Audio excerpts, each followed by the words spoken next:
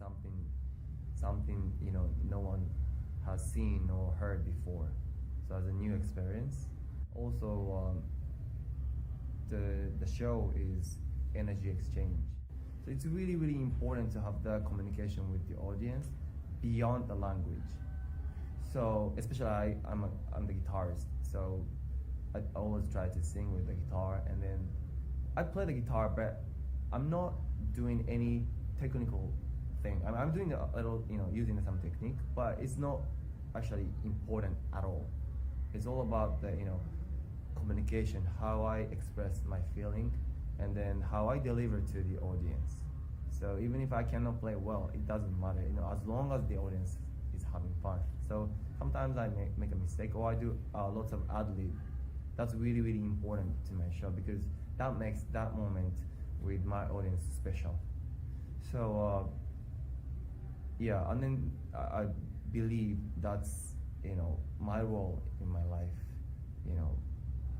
to communicate and then to rock people, entertain people with the guitar. So I used to love watching performance of Buddy Guy or BB King or Stevie Ray Vaughan, those great guitarists who just have fun on stage and who always try to share the great time with the audience. So to me, facial expression or even costume or lighting or the show floor is really, really important, because that's also show floor is really, really important, the track order, because that's like, how to say, the movie or even the course,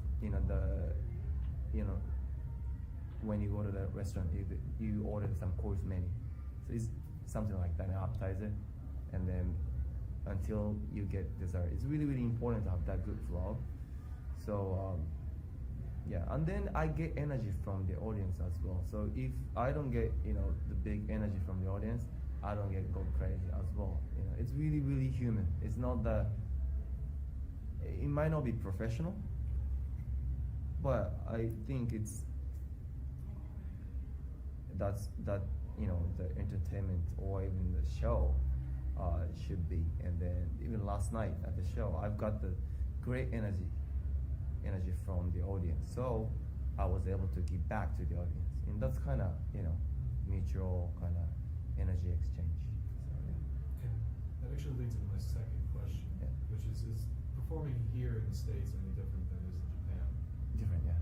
Okay. Different, because I always get nervous when I speak English, and then yeah, the groove is different, yeah, but how much people love music is the same. It doesn't, it's not different at all, but the way the audience receive and appreciate music is a bit different. So Japanese, Asian countries is way more quiet while we're playing, and then they kind of listen to the lyrics and they sing along with us. But here, the bigger and then even wilder, the crazier, energy from the audience, and they, just more like a party here. They drink, So, and it's really interesting to see the difference between the different cities, even in the States. LA, New York, those cities are different from the cities in even Boston or Texas or Chicago. Is different colors, and then the way people appreciate and enjoy the show. So yeah, it's different. And in South America, it's completely different. They're like musicians and dancers. Like they don't care if they know the music or not. They just once the beat starts, they dance. They don't care about us. They just enjoy themselves, and that's really, really cool. That's what I did in Kenya as well. Even in refugee camps, people dance and sing. Even if in a hard situation, people appreciate music. I think that's I think most important thing that we can do as a musician, to share the great moment with music, even if it's a hard time. Just we kind of give the energy and the motivation toward the future, and then I want my audience to get out of the venue with kind of excitement toward tomorrow. I don't want them to be like, oh, I'm going back to the reality, that's not my show. I want them to be excited to go back home and then go back to their, school or, the office, wherever, they belong to. And then next time we see each other, we grow. That's, I strongly believe, as a right way, right shape of relationship between artist and audience. I think. Great. And that, again, this leads into my third and final question, which is, you performed in Boston before, whether it was last night or other times in the past. Have you had any memorable experiences from those that are remarkable in any way?